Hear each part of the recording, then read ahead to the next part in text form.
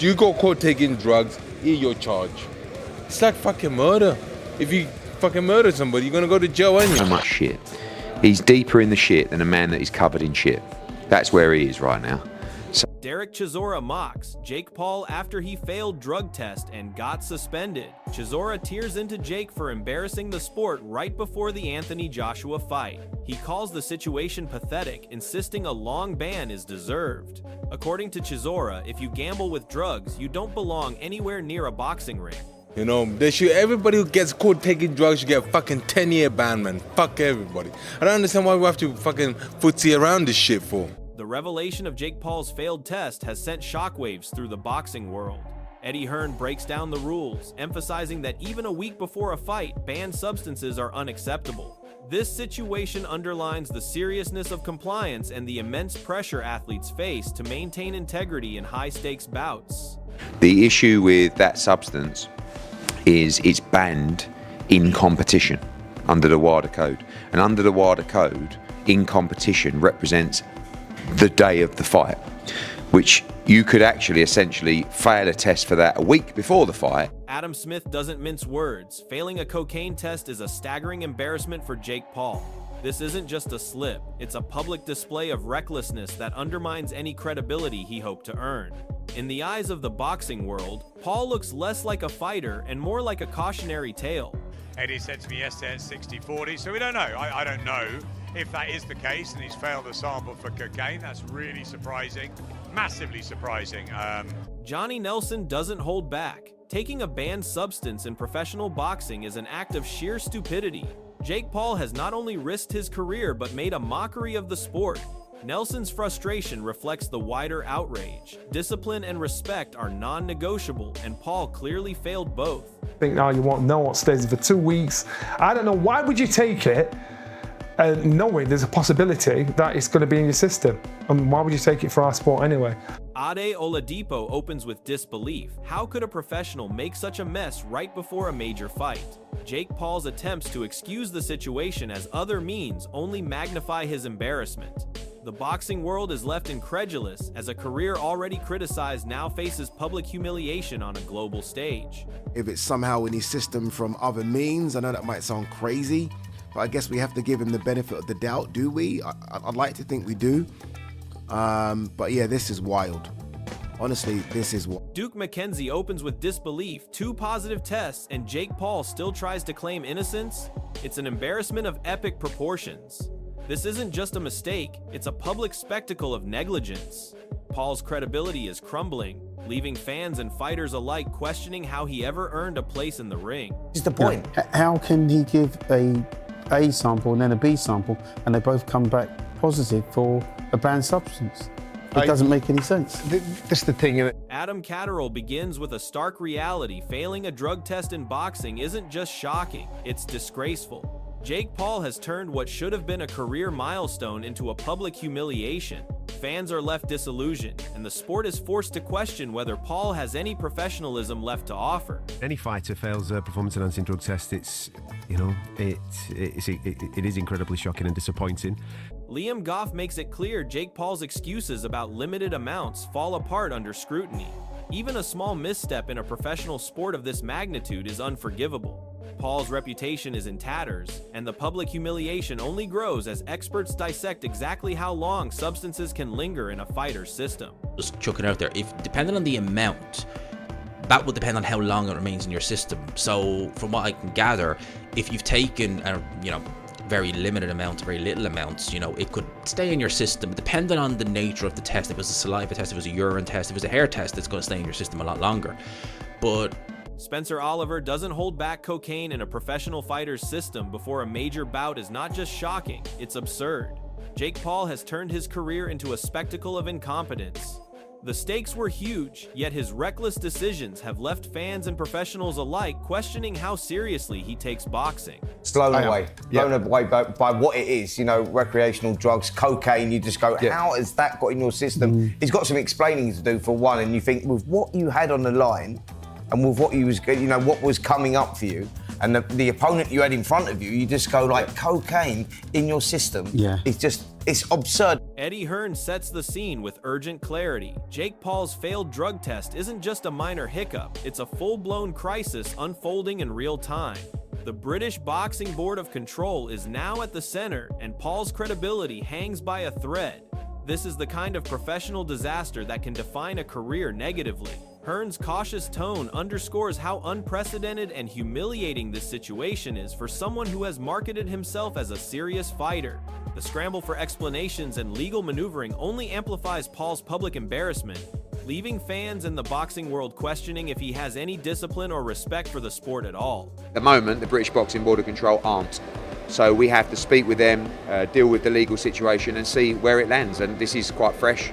Obviously, I don't even think it's 30 minutes. I think it's more like 10 or 15 minutes since that. And, we'll see what rolls on the next. Carl Frampton delivers a blunt verdict. Jake Paul's failed drug test isn't just embarrassing, it's dangerous and unforgivable. High-profile athletes carry the responsibility of setting an example, and Paul has spectacularly failed. Frampton's argument for a lifetime ban isn't hyperbole, it reflects the real risks in boxing where one poor decision could cost lives. The recklessness of taking banned substances before high-stakes fights exposes not only Paul's lack of professionalism, but also a stunning disregard for the safety of opponents. The humiliation is compounded by the fact that he has consistently marketed himself as a serious fighter, yet his actions now make him appear amateurish and careless. High-profile guys getting caught, and it's just horrible. Genuinely, and I know you were about saying, without going fucking fully mental here, I just believe if you're caught with any performance-enhancing drug, you should be banned. Gareth A. Davies paints a picture of total mismanagement. Jake Paul's supplement use reads more like a laundry list of negligence than professional preparation. 14 different substances raise serious questions about judgment, discipline, and intent.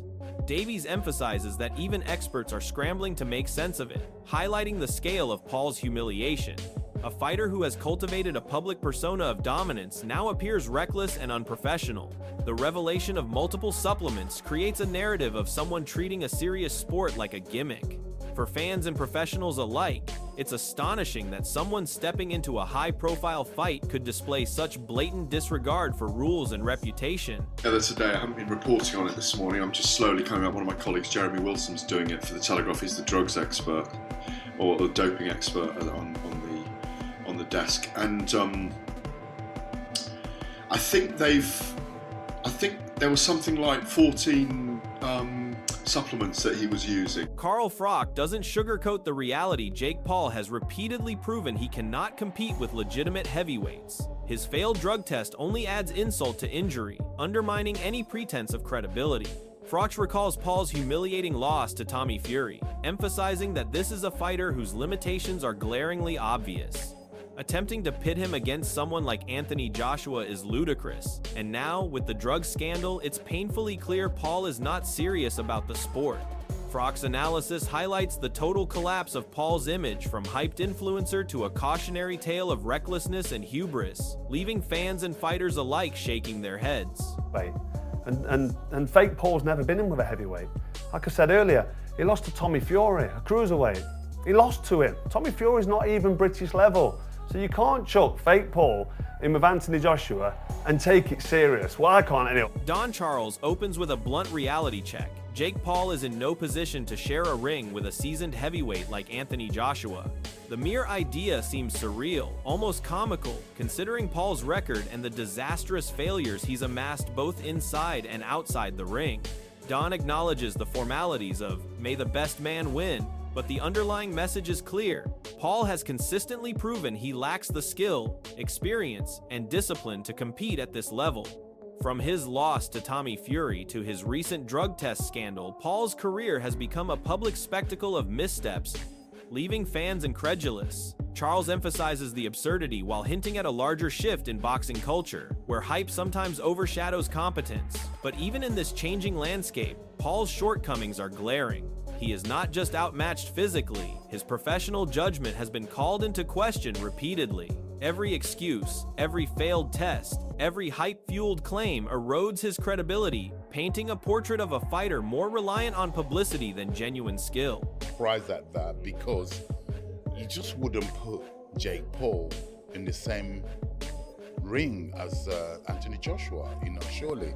But if it's for real, then it's for real. May the best man win. And I know, come on, gosh, this is like, the world has changed, Carl Froch wastes no words. This fight is a one-sided affair, and Jake Paul doesn't stand a chance. Even an Anthony Joshua, who isn't at his peak, possesses a lethal combination of skill, power, and ring IQ that Paul simply cannot match. Froch emphasizes that Paul's repeated failures, including his humiliating loss to Tommy Fury, underscore his inability to handle real competition. He paints a vivid picture of Joshua controlling the distance, setting up precise punches, and leaving Paul exposed at every turn. Froch's analysis is harsh but accurate. Paul is a spectacle, not a legitimate fighter, and putting him in this matchup is almost comical. Every poor decision, every failed drug test, every hype-driven claim adds layers to Paul's public humiliation. Froch reminds the audience that boxing isn't about clout, it's about preparation, discipline, and skill, all areas where Paul consistently falls short. By the time Joshua steps into the ring, Paul is already fighting an uphill battle, not just against Joshua, but against the weight of his own incompetence. Should happen. This is a one-round job because AJ, even though he's past his best, even though he's seen better days, he throws a nice 1-2 down the middle. He's got a nice bit of distance, and fake Paul can't fight. He just can't. I don't care what anybody tells me. He can't fucking fight. He lost to Tommy Fury, for crying out loud. Benavidez Sr. opens with a cautious warning. While Jake Paul's record and past failures make him the clear underdog, boxing has a history of unpredictability that cannot be ignored. His words highlight the paradox. Paul is unprepared, unskilled, and recently embroiled in scandal, yet the possibility of an upset, however remote, keeps fans on edge. This acknowledgement doesn't excuse Paul, rather it underscores how fragile reputations can be in the sport. Benavidez paints Paul as a dangerous opponent only because his lack of experience could make him reckless and unpredictable, but the danger is self-inflicted. Every misstep from failed drug tests to embarrassing losses has left him vulnerable, and an upset would be a shocking anomaly, not a validation of skill. The commentary exposes Paul's contradictions, a fighter hyped for big bouts, but repeatedly failing to deliver on fundamentals, discipline, and integrity. Fans are left in awe of the spectacle, yet the humiliation of seeing him struggle against a seasoned heavyweight like Joshua is palpable. Don't count him out. I think that's a very dangerous fight for Jake Paul. But at the end of the day, we could have a big upset, but I think Spencer Oliver delivers a decisive observation. Anthony Joshua's pride and seasoned experience will make him a nightmare for Jake Paul. Knowing Joshua personally, Oliver predicts that he will step into the ring fully aware of the stakes, determined to protect his legacy and command respect. For Paul, this is catastrophic. He faces a man who is not just physically dominant but strategically superior. Oliver emphasizes that Joshua's aggression, honed over decades, will exploit every weakness in Paul's limited skill set. The commentary highlights Paul's humiliation before a single punch is thrown. From failed drug tests to past defeats, he enters the fight as a figure of ridicule, unprepared to face a true heavyweight.